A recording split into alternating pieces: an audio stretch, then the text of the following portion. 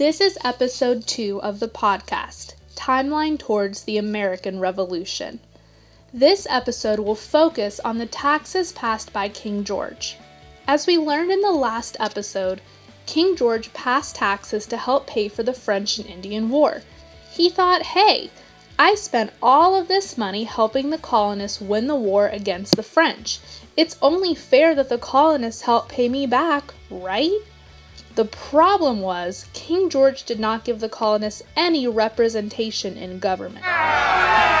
They had no vote or say in any of these taxes. King George passed a series of taxes that angered the colonists.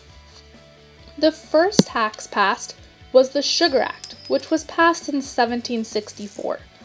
This tax taxed sugar and impacted the exportation of goods from the colonies to places other than Great Britain. The colonists were definitely angry about this tax, but they didn't really fight back because they thought, well, maybe this is just a one-time thing. But then in 1765, the Stamp Act was passed. This tax taxed every type of printed paper, newspapers, legal documents, even playing cards.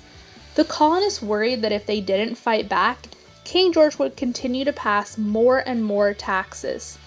They were so angry, they stopped buying British goods, attacked British officials who came to make sure they were paying the taxes, and burned the stamps in the street. It was around this time that the colonists started saying, "No taxation without representation," which became a battle cry throughout the Revolution.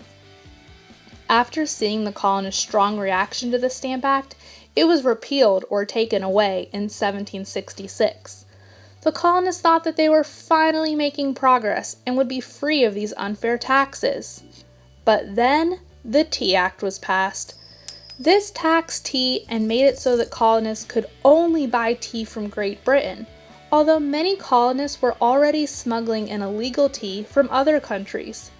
King George was forcing the colonists to buy the more expensive tea from Great Britain. Again, the colonists were extremely angry, and they protested in an event that became known as the Boston Tea Party. Check out the next episode to learn more about what the colonists did.